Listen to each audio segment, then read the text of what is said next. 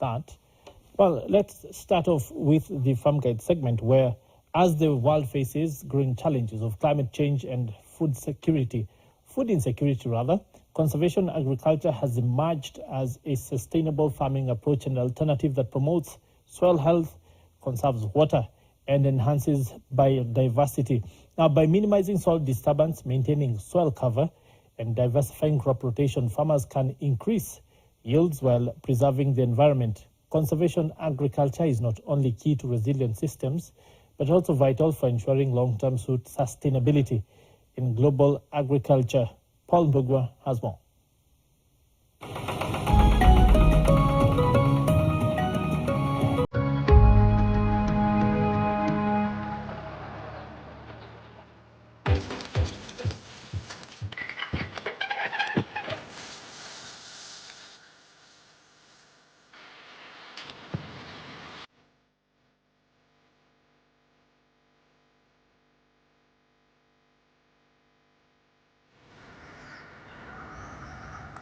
In the heart of Kenya, under the watchful eye of Mount Kenya, a farming revolution is taking root. Conservation agriculture is transforming the landscape, offering a sustainable solution to challenges faced by farmers in the region.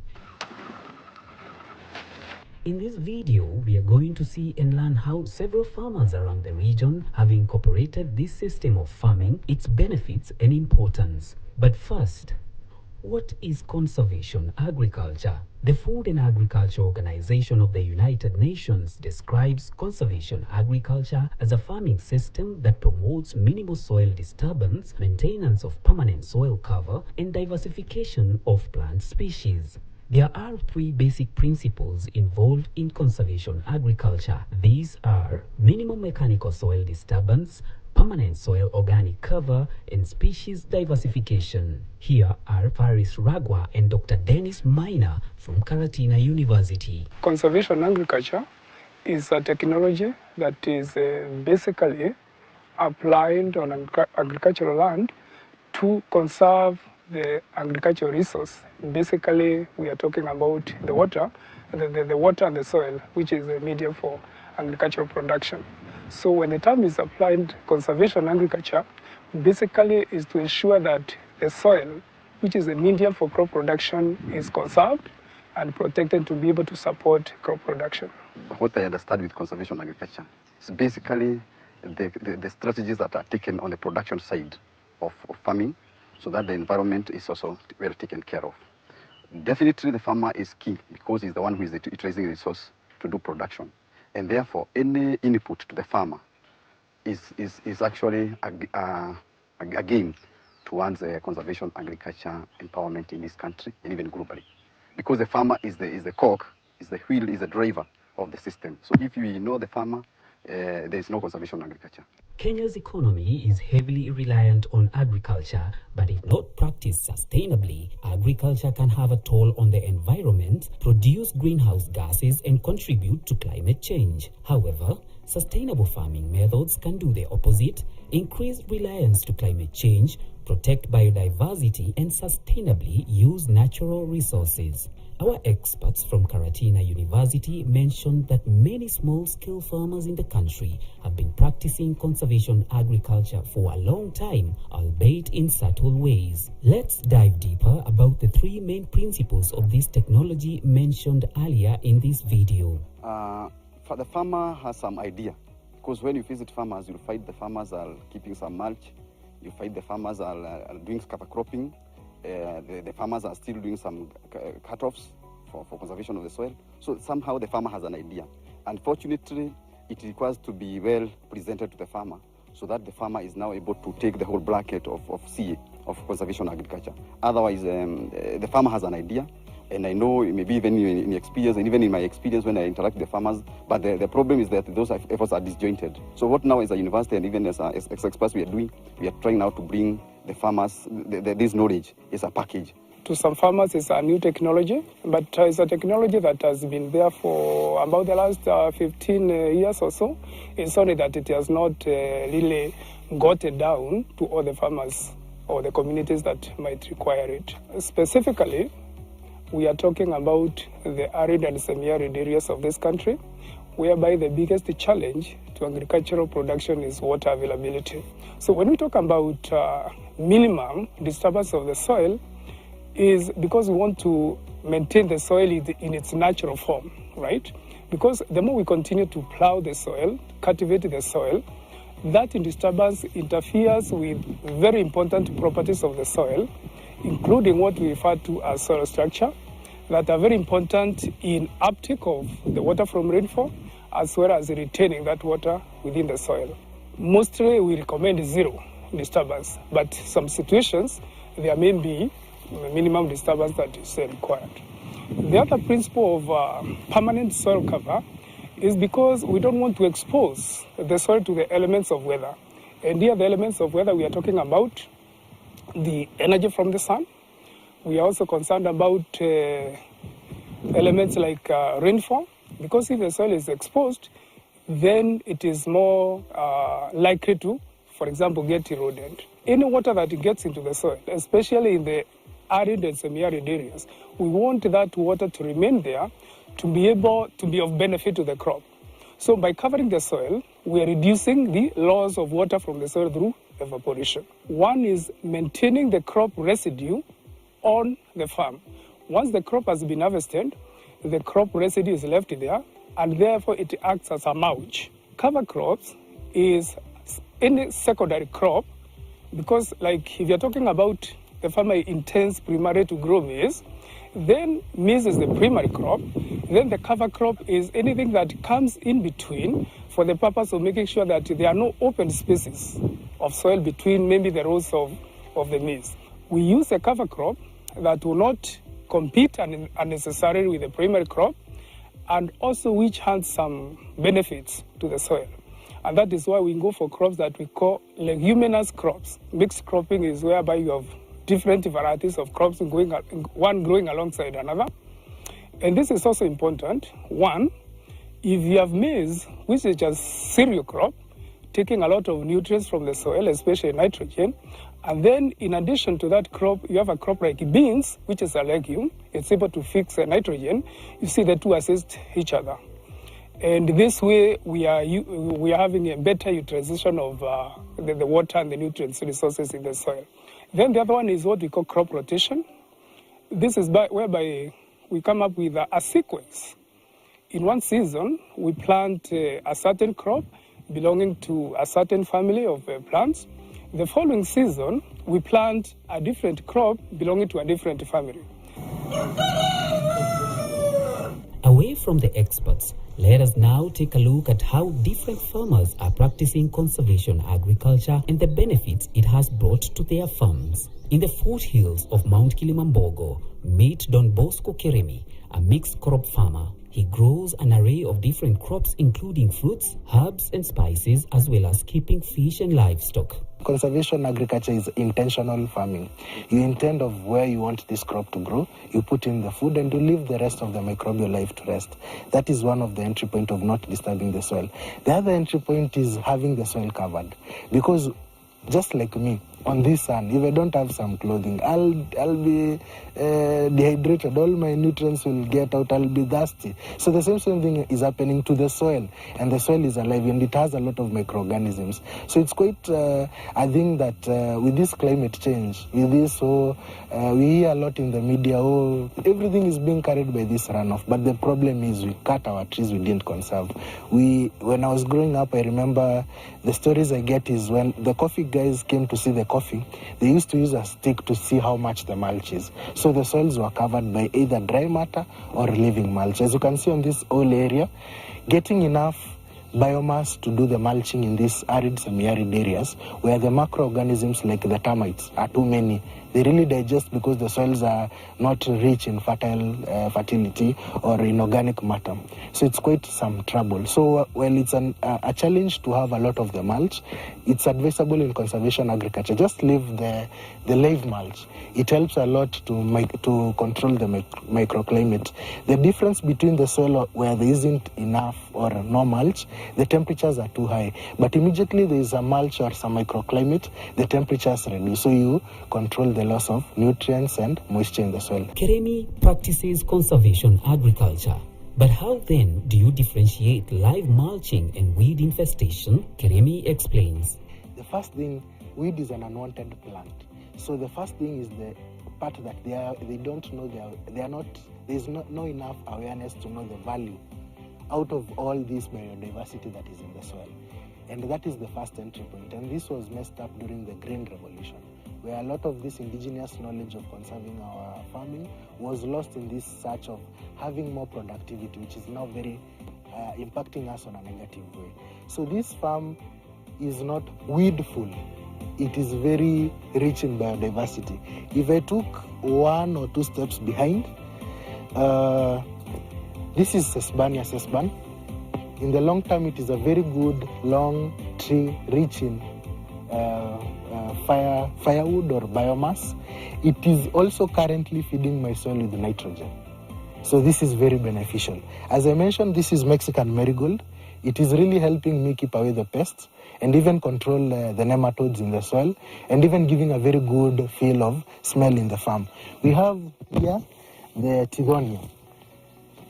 Tithonia is a very good plant rich in nitrogen. So if I take this Tithonia and use it in my compost, I won't look for any inputs from outside there. I'll make my own compost that is very rich from nitrogen. The big question now is, can conservation agriculture be incorporated in the larger conventional farms that rely on chemicals to fight pests and weeds? So for the big production areas where controlling of the live mulch is quite an issue, we will have all that live mulch cut, and you have the covering of the biomass on top of the soil, which still gives the same effect of controlling the moisture, giving a good microbial life. Remember, once you have your soil covered, a whole acre, the macro life, the likes of all those insects, it gives approximately 7 tons of manure. Out of the exoskeletons, their excretion, out of all that they eat. So in the large farms, it is good, and it is a very good approach. Why? They're really doing a lot of production, and once they embrace the conservation agriculture, it gives a lot of impact. Not only the socio-economic impact, but also specifically on the environmental and health impact of their output, because their products will be much more safer. Because once you have your soil bare, you'll have a lot of pests and diseases in the farm, which you need a lot of inputs, which later on the product has a lot of inputs. From Kilimambogo, we head to Laikipia County, which is much drier, to meet another conservation agriculture enthusiast, Peter Gedenji. His farm could literally be described as an oasis in the middle of the semi-arid surroundings. The variety of crops here is truly remarkable. Ukulima ambaye tunalima hapa ni ukulima unakuaga na ugumu, kwa sababu ni mahali ambapo hakuna maji, na maji inapatikana kwa wakati mmoja wakati mwingine, na maji ikiisha, ikiwa hauna storage, ile mimea yako yote ambayo ulikuwa unapanda inakauka yote, kwa sababu ni mahali ya jua. Na kile nilionelea nikaona ni vizuri kulingana na vile masomo ambayo nimesoma, niwe nikifanya mixed farming, sababu ukipanda mahindi jua ikuje ikuwe na dry, sasa utakuta ya kwamba hiyo mahindi yote imepotea. Lakini ukipanda, tuseme upande maharagwe, upande viazi, upande mihogo, upande hata matunda, hiyo inabidi ya kwamba hii ikipotea itasimamiwa na hii ingine. Peterson spent the majority of his career in Nairobi. After retiring, he returned home with a passion for growing his own food and earning some income from the surplus produce. Sasa hapo ningekuwa nikijua, isipokuwa hauanzi, ningekuwa nikijua ningeanza ningeanza ukulima. Kwa sababu ile miaka ambayo nimekaa Nairobi, nimekaa zaidi ya miaka 10 na hapa sijamaliza miaka ngapi? Miaka 6. Lakini sasa naona ya kwamba nimetengeneza mambo ya kesho. Lakini kule Nairobi kulikuwa mambo ya kusomesha watoto. Nilipoenda kwa masomo, nilisema ya kwamba basi wacha nami nikuje hapa nifanye. Kwa sababu kile kinatuvuja moyo ni ukisoma unakuja unakaa. Lakini ukishasoma na uje ufanye hiyo mambo saa hiyo utaona benefit yake. Nikwega muno ni atokoro waku. Nikwega muno. Nwakinya In Embu County, Nancy Wanja has seen the benefits of conservation agriculture. She narrates how she was doing her farming before receiving the training. Nikuwa tu nikilima, nikipanda mahindi na limia, magugu na lima, na weka tu fertilizer lakini ile ndogo, na wakati wa kuspray pest saa nyingine na spray dawa ile ilikuwa tu kama tuanzi hivi na ilikuwa inatakikana mara. Nilikuwa tu nimefinyika kiasi ya kuwa singe, sababu mazao ilikuwa ndogo, si kupata mahindi yenye ningekuwa na mazao yenye ningekuwa nauza ndio iniboost kulima vizuri. Sasa tu ni kawaida ni kusema nilikuwa nalima ya kunitosha tu, si eti inaweza ni expand kinini. Nancy is now wiser, happier and making a profit of her farm. Mea hii inanisaidia mimi mkulima, inasaidia shamba na inasaidia mfugo. Nikikatia hapa hiyo kitu ni ya mfugo mpaka hapa mpaka hapa sasa ni mfugo inasaidika. Mimi hapa nasaidika na hii mbegu. Alafu kutoka hapa mpaka hapa na ikata narudisha. Haya, sasa hiyo na ng'ombe hiyo nayo inanisaidia sana na mborea. Still in Embu County, Charles Njero illustrates the use of a subsoiler, reaper and jump planter for minimal soil disturbance. Hii kifaa tunakiita subsoiler. Subsoiler ni kuondoa hardpan. Kwa sababu pale mbeleni during the conventional type of farming ilikuwa inatengeneza hardpan. Kwa sababu mahali hiyo jembe ilikuwa inafika ilikuwa imetengeneza the surface yenye ambayo sasa haikuwa inawezesha maji kupenya ndani. Sasa tulikuwa tunakujanga na subsoiler ambayo inakuja inatengeneza hiyo mtaro, alafu kwa hiyo mtaro ukitengeneza kwa sababu inakuwa nyembamba. Kwa hivyo unakuja na kifaa kingine ambayo sasa ni a bit wider. Inakuja ina widen that furrow ambayo tunaitanga reaper. Sasa ndio iweze kuaccommodate maji kwa ile mtaro. Kwa hivyo inakuwa na maji mingi. Juu hata kama mvua imeenda for about 2 weeks, hiyo mmea ambayo iko katika hiyo furrow haiwezi ikakauka.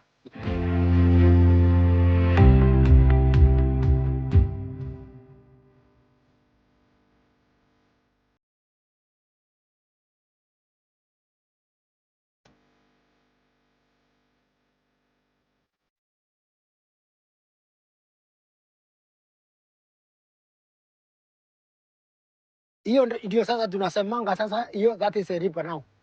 Hiyo faru. Na ukiangalia hiyo faru yenyewe hii reaper inaingia chini kabisa. Kuna hii kifaa, hii ndio tunaita jump planter.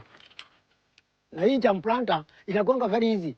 Pande moja inakuwa ya fertilizer, hii nyingine inakuanga ya mbegu. Hata ukiangalia nilikuwa napanda. Si ati ilikuwa inafanya kazi. Unaangalia pande hii iko na maharagwe na mahindi.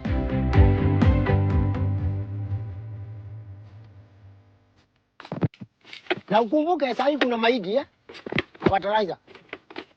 This one really assisted the farmers because you see when you practice conservation agriculture, you cut the cost of production by almost 50%, and also using the other principles now, that is soil cover, using soil rotation, and also the aspect of minimum tillage. These are really helped the farmers that cost of production, and also using now what we call regenerative agriculture.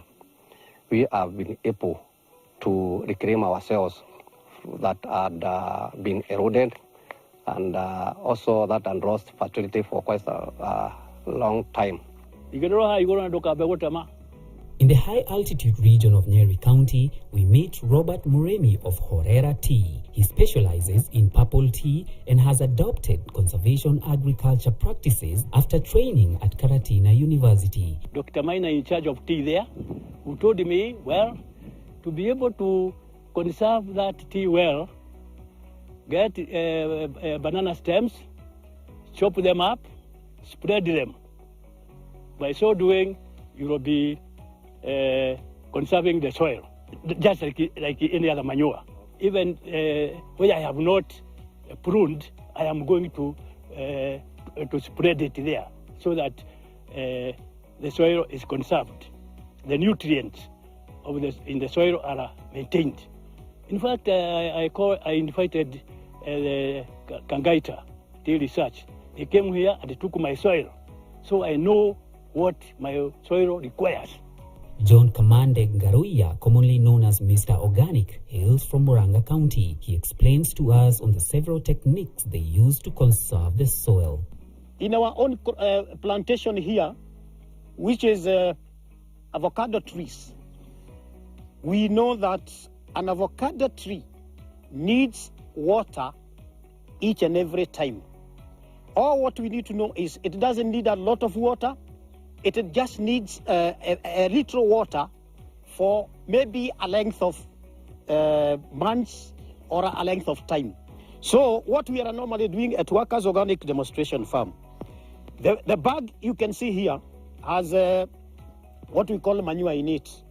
And the other one here, the same thing. And then we have what we are calling as the mulching. The moment I put water around this place here, just like I'm doing, this one is a banana trunk, and the moment I'm watering it, it presses the manure down there, and then the water trickles down up to where now we have the mulching. And when it gets to the mulching, it goes around that mulching all around it. And what I'm doing now here, I'm doing what is known as water conservation. So when the avocado gets the water from where we are now, I put this bag where the canopy is, because where the canopy is where the roots of the avocado are. And these are the roots that feed the tree itself. We hope this video has been informative and that you now have a better understanding of conservation agriculture, how to implement it, and the benefits it offers. And to just recap, the three principles are minimum soil disturbance, which involves reducing tillage or avoiding it altogether to maintain soil structure, enhance water retention, and protect the soil's natural biodiversity. Permanent soil cover is where we keep the soil covered with organic materials like crop residues or cover crops to help protect against soil erosion, retain moisture, and suppress weeds. Diverse crop rotations that entail implementing a variety of crops in a planned sequence, improving soil fertility, disrupting pest cycles, and enhancing the overall resilience of the farming system.